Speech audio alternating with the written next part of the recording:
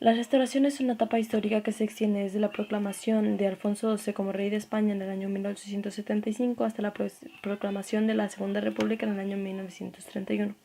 La Restauración viene dada por la inestabilidad política, social y económica que atravesaba el país en las últimas décadas. En una gran conflictividad social y crisis económica, descrédito de la Primera República y fracaso de la monarquía de Amadeo de Saboya. El líder de la Restauración era el líder del Partido Conservador, Antonio Cánovas del Castillo. Este escribió el Manifiesto de Salzburg, donde decía que el príncipe Alfonso XII se comprometía a llevar una monarquía respetuosa con el sistema liberal. Antonio Cánovas, pretendía hacer una restauración pacífica y con apoyo popular, pero esta idea se rompe cuando el general Martínez Campos hace un pronunciamiento en Sagunto el 29 de diciembre de 1874. Proclama rey Alfonso XII y se forma un gobierno provisional monárquico liderado por Antonio Cánovas del Castillo. En este periodo también se crea la Constitución de 1876, que tiene como elementos principales los derechos y las libertades. Tenía una soberanía compartida entre Cortes y el rey, y unas Cortes bicamerales y el voto censatario. El gobierno de Cánovas se caracteriza por el bipartidismo y el fraude electoral. El bipartidismo consistía en la alternanza de partidos del Partido Liberal y el Partido Conservador cada que había elecciones, y el fraude electoral para poder conseguir que las elecciones sean como ellos quieran. La Restauración se caracteriza porque tuvo unos cuantos problemas.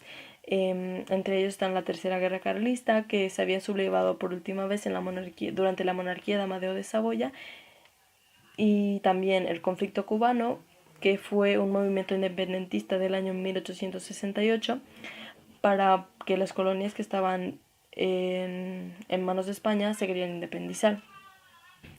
También la oposición política, que se divide entre republicanos, socialistas, anarquistas y nacionalistas.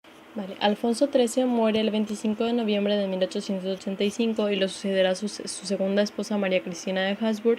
Durante esta regencia seguirá el sistema bipartidista, y destacan dos aspectos muy importantes: la política interior y la política exterior. La política interior se caracteriza porque sigue la alternanza de partidos. El gobierno liberal es conocido como el gobierno de parlamento largo. En esta se hacen las leyes importantes de carácter progresista. El gobierno conservador, a nivel económico, establece una política de carácter proteccionista, también para satisfacer a los burgueses catalanes. En cuanto a la política exterior, destacan tres grandes conflictos. El conflicto a Marruecos, que es provocado por las insurrecciones kabilas marroquíes. Estos conflictos se sitúan alrededor de las ciudades de Ceuta y Melilla.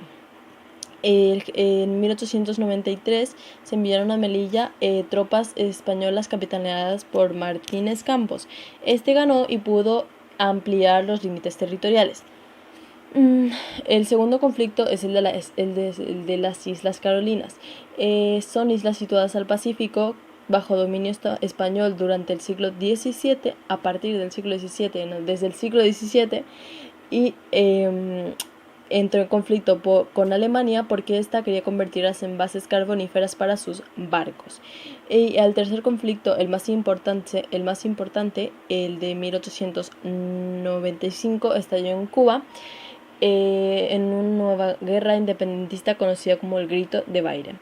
Esta fue muy difícil y muy complicada porque habían grandes intereses americanos en Cuba, y al molestar de los americanos por la imposición de aranceles en 1891, los americanos respondieron poniendo aranceles a todos los productos cubanos. El tercer y más importante conflicto es el conflicto de Cuba y Filipinas, que comenzó en 1895 con una nueva guerra independentista en Cuba conocida como el Grito de Baire. Esta fue de las más importantes porque habían intereses americanos en cuanto a Cuba, ya que ellos compraban el 94% del azúcar cubano. Esto causó un malestar para ellos porque los españoles ponían aranceles a los productos cubanos, lo que causó que los americanos respondan poniendo aranceles también a sus productos. En Cuba había una división entre los que eran partidarios de las relaciones entre colonia y metrópolis y los que eran partidarios del autogobierno. El gobierno español tuvo que hacer un gran esfuerzo financiero y militar ya para poder parar el intento de independencia que querían hacer ellos. Tuvo que enviar tropas capitaneadas por Martínez Campos, que fracasó en el intento de frenar la revuelta. Martínez Campos fue sustituido por Valeriano Weyler, que tampoco logrará controlar la situación, pero hace una política muy dura, especialmente en el ámbito rural.